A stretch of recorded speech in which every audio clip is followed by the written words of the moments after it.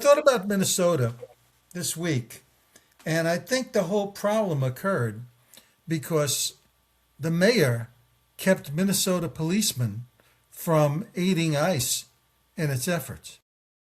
I got to think if they supported ICE and you had local cops telling people, okay, don't impede this and don't do what you did, and now you got three people.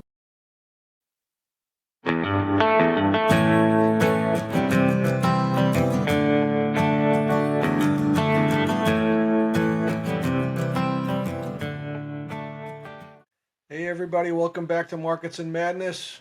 As we like to say, the place where we discuss the madness that occurs when economics, politics, and personalities all move in different directions. Tim and I, this Friday afternoon, January 9th, 2026. Still a lot going on politically, economically, a lot of things in the pipeline. Tim, how you doing? Good. Talk about madness, huh?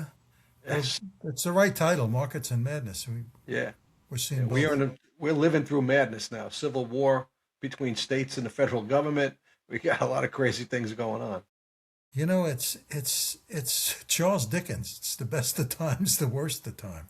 Yeah, yeah. It's what struck me yesterday after seeing some of the videos. It's Kent State, you know. Boy, I remember that. Yeah, I was activated and became a federal. I was back in the army again yeah. when the postal workers went on strike. Nixon nationalized the National National Guard, Guard. and it came to me the other day when I listened to this guy Walls. I mean, he is talk about insurrection. I mean, he sounds like he was talking about the Minnesota National Guard as if it weren't part of the federal government.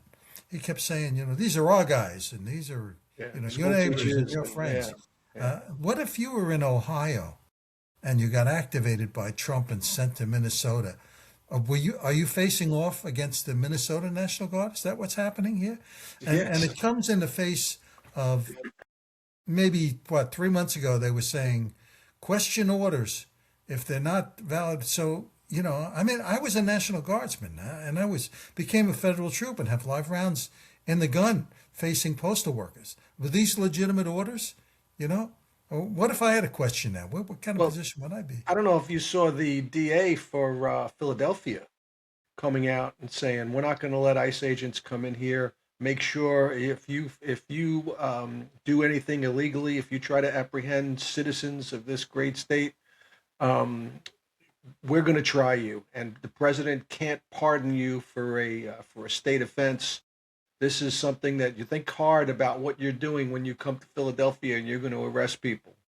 So So ICE agents are now acting illegally in the that's in the city of Philadelphia. the city of brotherly love. You know, I think I said this to you a few years ago that we're in a place where state laws, local laws, federal laws, I mean, just the whole idea of Sanctuary cities and sanctuary sanctuary states. cities, just bring it all. You used to see it and think about it in terms of marijuana laws. In some states, it's okay, and others, you drive across a border and you got an ounce of hash or grass in your car. Now all of a sudden you're violating law. I mean, this is a very confusing landscape we're in here. Yeah, And that yeah. and that has that bleeds into economic issues. What you said to me last week about your client in London being uncomfortable to go to Miami, um, it says that the fabric of society, of the U.S. fabric, culture, society, is being questioned abroad. The people abroad, and I'm just wondering how this is playing abroad. If we've got any viewers that are outside the domestic United States, I really would like them to tell us how they're seeing this pictured and this presented abroad. Of course, it's a legitimate problem. I mean, you have state officials openly against federal law at federal officials here. Yeah. And I speak to I wouldn't say a lot, but a handful of guys out of the UK, out of Europe, and talking about how things have progressed over the last year in the US, and they're very uncomfortable, very disturbed by what they see and what they hear and what's being portrayed in the media. you and I look at it a little differently here, but from the outside looking in, it looks like we're a bunch of Just crazies. taking it from a financial perspective. It was many years ago. It was 1985, in fact. I was sitting freezing my ass off in Buffalo, working for a Buffalo bank, and a savings and loan in Ohio went down. And there was a run on this bank because they didn't, at that point, Ohio in their S&Ls didn't have FDIC. So depositors were running and took this bank and basically bled the bank, and the bank collapsed. And I shorted dollars on that. I got short the dollar. And I remember talking to somebody about this, and they said, "Why would you short the dollar on this issue?" I said, "Do me a favor.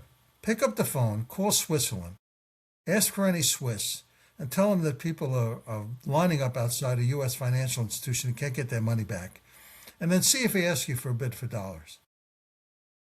And, I happen to be right. The dollar dropped significantly on that. It might have been other news at the same time. But nevertheless, when you see faith in the fabric of a governmental, let's call it responsibility, it affects investment decisions.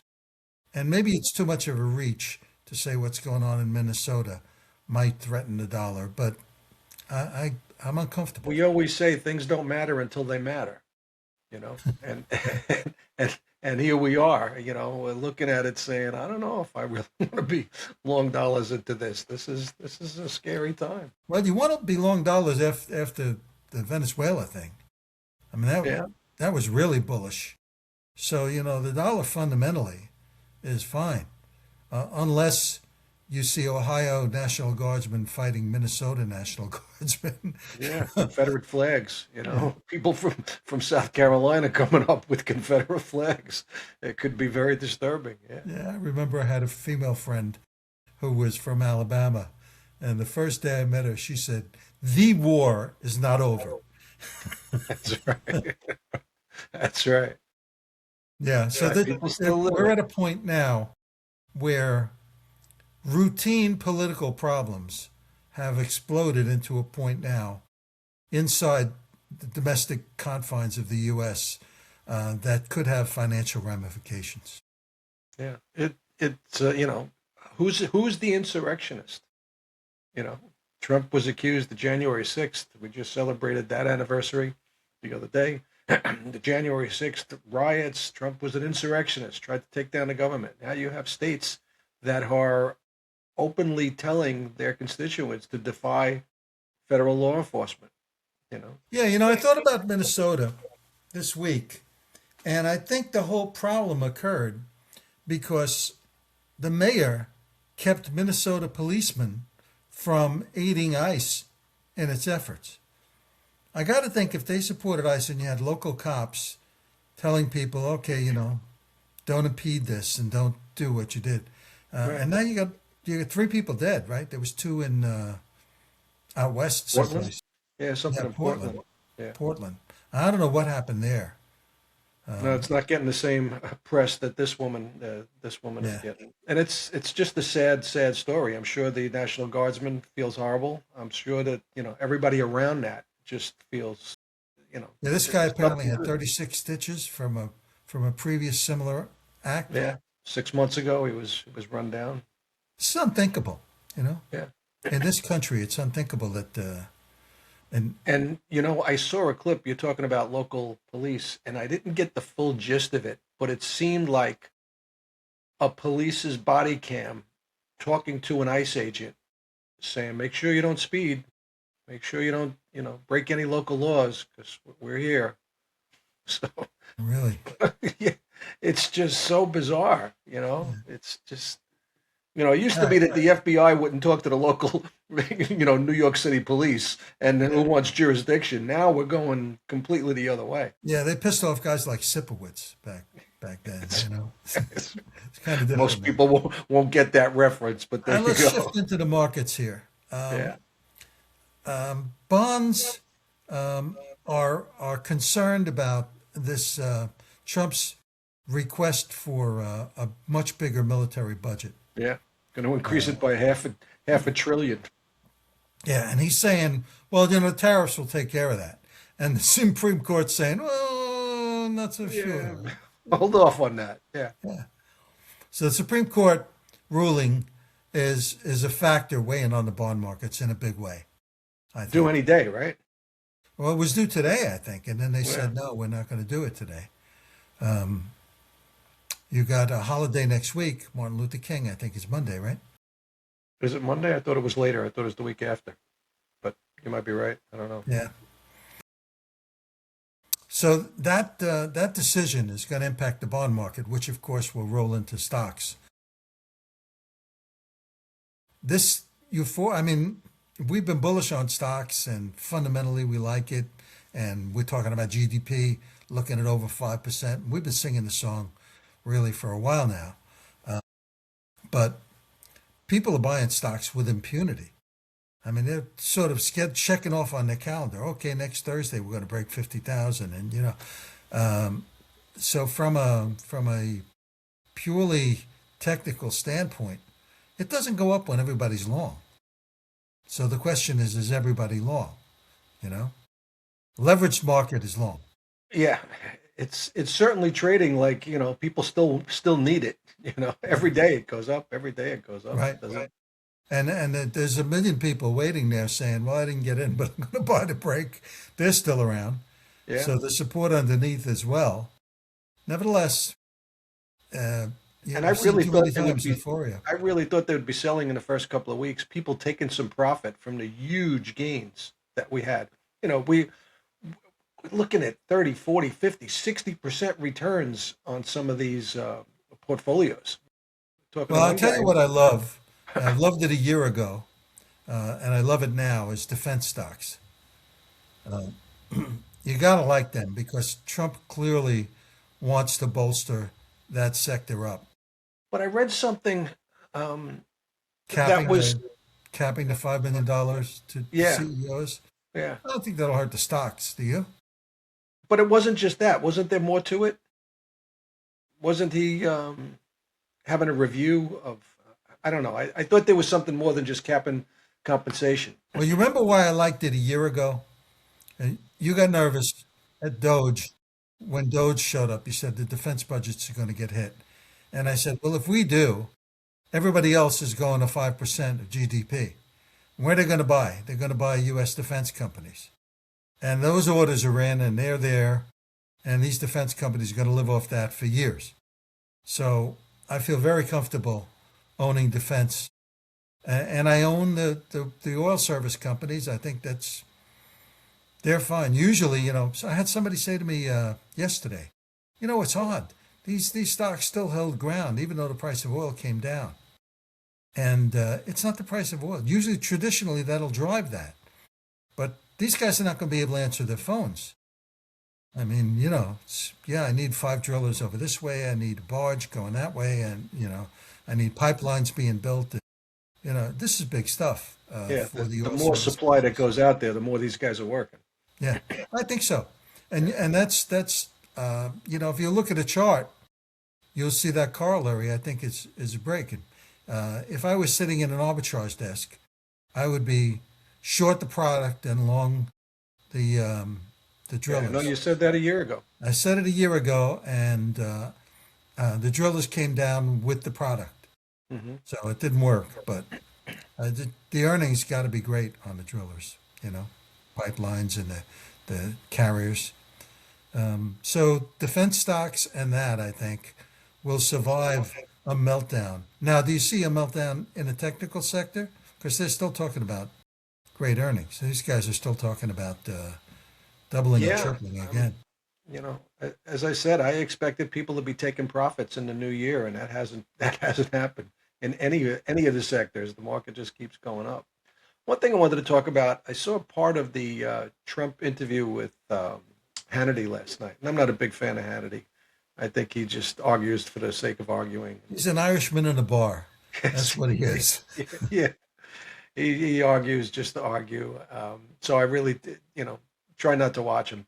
But there was a couple of things that Trump said, and he mentioned the word, and he harped on it a couple of times, which is like him. He always he finds the thread and he pounds, pounds, pounds.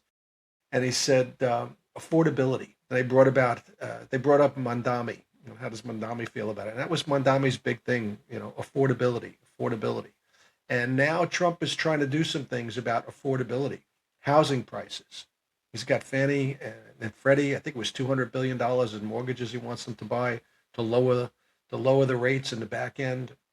He's prohibiting institutional investors from buying single family homes, so the kids won't be crowded out of these single family homes. What do you think about that? Well, there's so many different factors here. I hate to give you an answer like this, but we're talking about a demographic move here. And they used to say the baby boomers were this big snake that swallowed a basketball. And you could watch the basketball roll through the snake, and you could watch the baby boomer demographic roll through the economy. Well, the baby boomers, they still have houses, but Mm-hmm. they've been cashing in and selling houses and downsizing. But the affordability hits the kids. Now, the bigger issue here, and I've said this before, is most people think the world started the day they were born, because for them it did. And there's not an appreciation for the way we got here and how we got here. So if you're a kid, and I say a kid, you're in your early 30s, it hasn't worked out for you. You're facing a shitty job market. You're facing debt if you went to college. And the affordability issue is a major factor because you're going to live in a basement for a foreseeable future. Very difficult to raise four kids when you're living in your father's basement. So, so these kids, they need a drastic cut in housing prices to become a factor.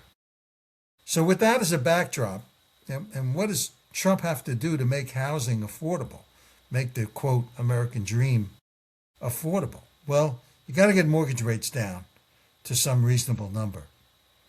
And you know what we did in prior to '08, sort of 2000 to 2005, 2006, Fannie Mae and Freddie said, you don't need 30% down, 5% is enough.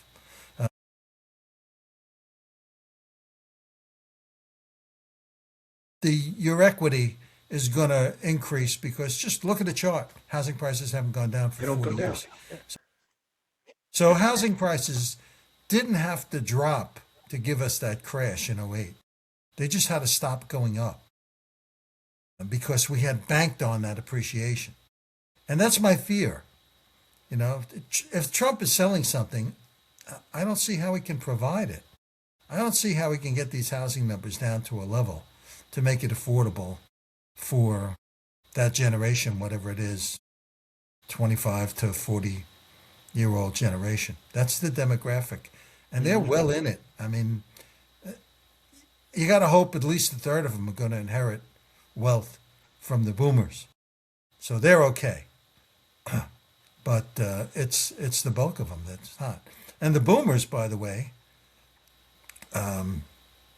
awful people that we are, have taken out home equity loans and reverse mortgages and screwed the kids Again. on.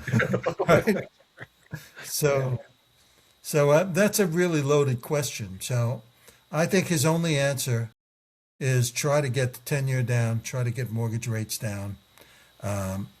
It would be a real mistake for Fannie Mae and Freddie to lower credit standards and do the kinds of things. And the banks, after '08, I don't think the banks will buy into that. Yeah, and I really think, we talked last week, the week before, about the midterm elections, where they go, and the problems that can arise for the Republican Party if the Democrats win the midterms. And from this interview last night, Trump was very aware of that. It's not often that the party in power wins the midterm, and I think he realizes he's doing everything he can, especially after the New York City mayor election. Mandami came in, and the whole point was affordability. Young kids got Mandami elected, not I the wonder baby if boomers. Mondami would have been elected if gas was $2 a gallon at the pump on election day. I think it's more what rents were for the kids. Yeah, $2 a gallon gas. Yeah, it helps a lot of people. But if the guy if this kid is still paying, $3,500 a month for a one bedroom apartment, it's you know he can't Yeah, afford I he don't can't see a afford the solution gas. to that. Yeah, And I don't think Mamdani is going to be able to provide a of solution to course that. not. Of course not.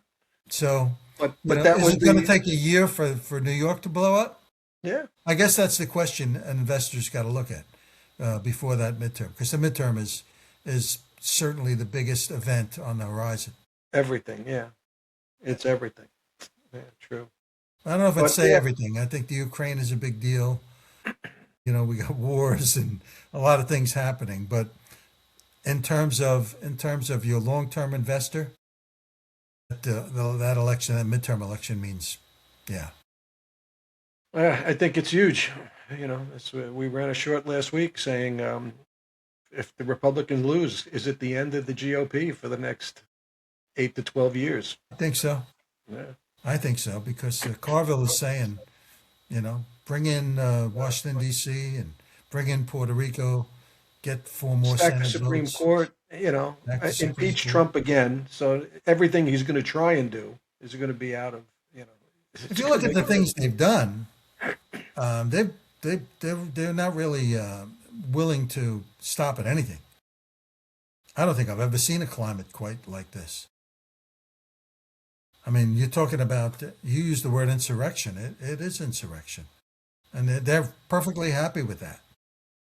Walls Well, was the other day. I listened to him and I thought, what government is this guy? What is he talking about here? Unless they put him in irons for.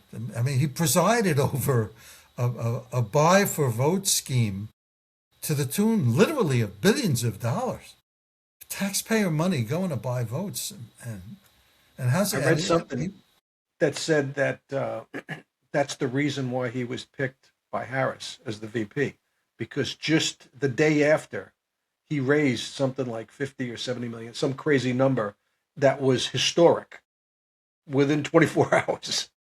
So, like, where did that come from? Yeah. To anybody watching, there's no truth to the rumor that Waltz is going to activate the Somali National Guard. That's, I don't think that's going to happen, although rumors are to the contrary. that's right. Incredible. Incredible. Yeah, it's and question brought up today. Allison says to me this morning. She said, "Do you think all of this um, stuff that we're finding out about what's going on in Minnesota, all of this fraud, do you think it started with Doge and it just hasn't been announced and it was leaked to the right people to go out and push it?" Certainly, probably a factor. Probably somebody had looked into it. But the number's just too big to hide. You It's know? been hidden for years. Yeah, but they had whistleblowers and all kinds of stuff, and they kept it under the wraps. A number like this is staggering, you know? Yeah, a billion here, a billion there, and sooner or That's later not you're good for the talking about dollar real either, by money. the way. Yeah, of That's, course not that's fraud. another factor. Yeah.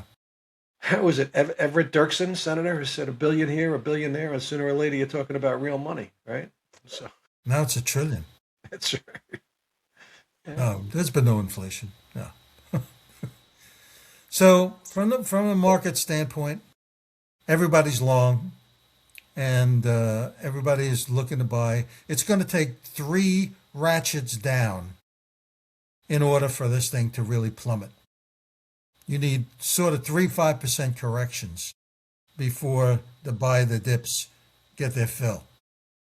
So there's bids underneath this market, and the answer is the same answer that we've had all along: buy volatility, buy puts and calls. The VIX is cheap. I don't like trading the VIX because it's a crazy thing, but the volatility premiums in options look cheap to me. Yeah, you certainly have, you're getting 300-point moves every day in various stocks. I mean, one that we've talked about often, DoorDash. I saw DoorDash was down like 6% today at one point. Yeah, you got to make a statement saying that we are not making recommendations. No, of course not. But, Yeah. we don't we don't recommend any particular stock. We're just two assholes, guys, looking at the I was just markets. looking at something, you're getting a 4 or 5% move on a day in a number of different stocks. That's just one I happen to look at. But Yeah. yeah, My strategy has been own solid stocks. I like the quantum stocks for years. I still do.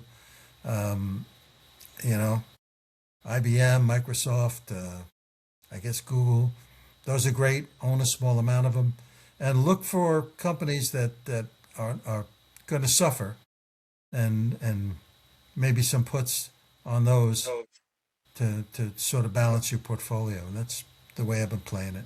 and my idea has been, and it's worked so far, touch wood, is buy the downside calls, low delta, 3 month and out, sell the upside.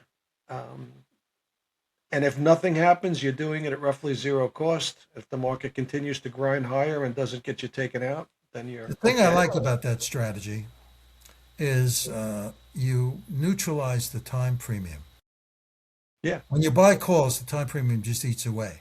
Hmm. So if you write some low down puts, you can pick up an option that negates that time premium. So your time risk becomes neutral. I guess it's theta risk, you'd call it, becomes neutral.